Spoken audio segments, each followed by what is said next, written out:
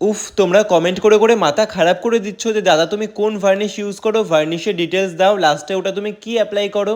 লাস্টে যেটা অ্যাপ্লাই করলাম সেটা হচ্ছে ভার্নিশ। আমি ব্যবহার করি এশিয়ান পেইন্টস এর ভার্নিশ। আর তোমরা যদি খুব বড় লোক হও তাহলে তোমরা ইউজ করতে পারো ডেকোরের ভার্নিশ, যেটা তোমরা ইজিলি অ্যাভেলেবেল পেয়ে যাবে অ্যামাজন বা ফ্লিপকার্টে। তবে এটা কিন্তু একটু কস্টলি হয়। আর এশিয়ান পেইন্টস এর ভার্নিশ তোমরা পেয়ে যাবে যে কোনো হার্ডওয়্যারস এর দোকানে।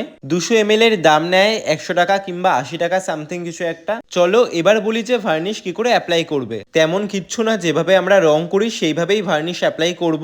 তবে হ্যাঁ, খেয়াল রাখতে হবে যে জিনিসটার উপরে ভার্নিশ করছো সেই জিনিসটার যেন সব জায়গায় ভার্নিশটা অ্যাপ্লাই হয়। একটা ব্রাশের মধ্যে ভার্নিশ নিয়ে যে জিনিসটার উপরে ভার্নিশ করবে সেই জিনিসটার উপরে রং করার মতন করে 1 কোট ভার্নিশ অ্যাপ্লাই করতে হবে। তারপরে ভার্নিশটা শুকানোর জন্য সেই জিনিসটা কয়েক ঘন্টা শুকোতে দিতে হবে। মনে রাখতে হবে ভার্নিশ অ্যাপ্লাই করার পর ভার্নিশের ডিব্বাটা কিন্তু ভালো করে আটকাতে হবে যাতে তার মধ্যে হাওয়া না ঢোকে। চলো এবার তোমাদের বলি যে ভার্নিশ করার পর ব্রাশটা কি করে ক্লিন করবে। দেখবে ভার্নিশ করার কিছুক্ষণ পর না ব্রাশটা জমাট বেঁধে যায়। সঠিক পদ্ধতি না জানায় ব্রাশ কিন্তু আমাদের অনেক সময় নষ্টও হয়ে যায়। আরে বাবা, আর কোনো চাপ নেই, আমি আছি তো। তবে শুধু আমি থাকলেই হবে না, লাগবে কেরোসিন তেল কিংবা তারপিন তেল। ভার্নিশ অ্যাপ্লাই করা হয়ে যাওয়ার সাথে সাথে ব্রাশটাকে কেরোসিন তেল কিংবা তারপিন তেলে চুবিয়ে দিতে হবে। তারপরে 2 মিনিট পর ব্রাশটাকে কেরোসিন তেল থেকে উঠিয়ে সাবান দিয়ে ভালো করে ধুয়ে নিতে হবে।